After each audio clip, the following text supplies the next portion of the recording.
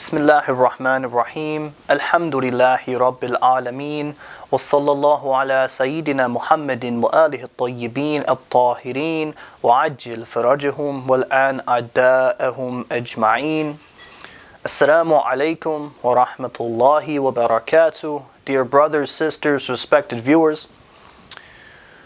In the previous episode, we had spoken a little bit about how to carry out our Islamic laws, the actions that we are obligated to do in our daily lives. We mentioned the most common one amongst the three that we had mentioned for us is a taqleed, or emulation of the most learned scholar of our time. Now, today, inshallah, we are going to talk a little bit about these actions themselves.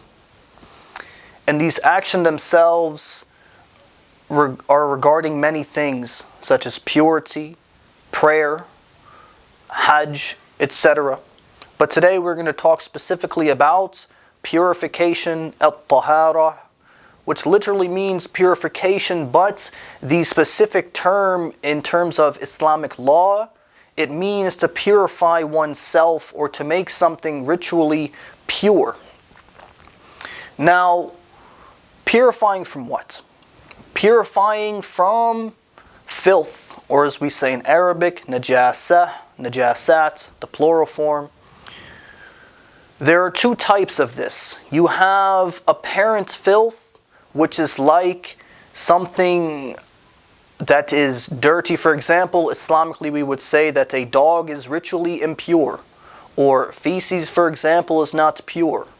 So if you have something like this in your house, for example, and you want to purify it with water, let's say, this is one type of purification. The other type of purification that we have is spiritual purification, or you can say ma'nawiyah, right? It is not apparent.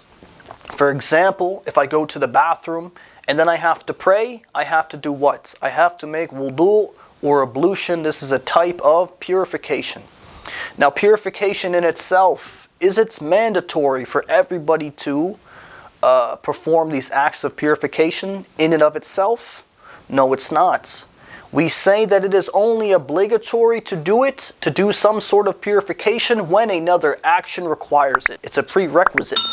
For example, for your salah, you are required to make wudu. And today we're going to talk a little bit about wudu. So what is wudu?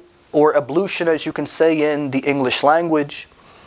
It is the washing of certain body parts in order to uplift spiritual impurity. For example, as many of us know, when you go to the bathroom, you are no longer in a state of tahara.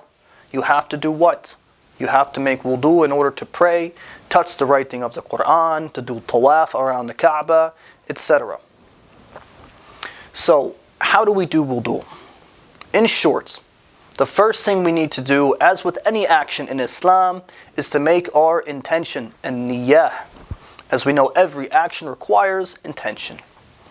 The first thing you would do is to take pure water, right, from your bathroom, let's say, for example. We all have faucets in our homes where we make our wudu for prayer. You would make the intention. Doesn't have to be verbally, but internally, you know what you're doing. It's clear.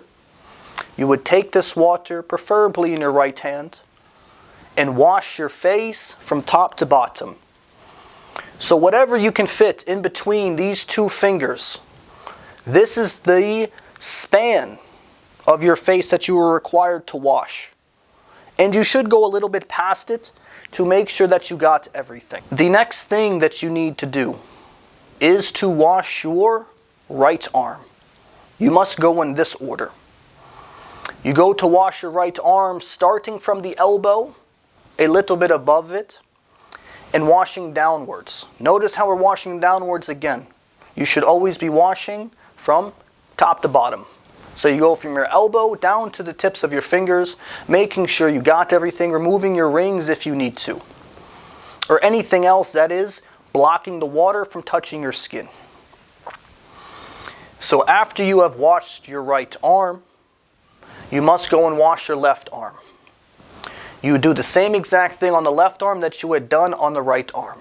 Now, you are finished with the washing parts of wudu. Now what do?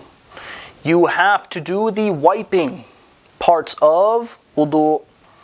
You would start with wiping your head.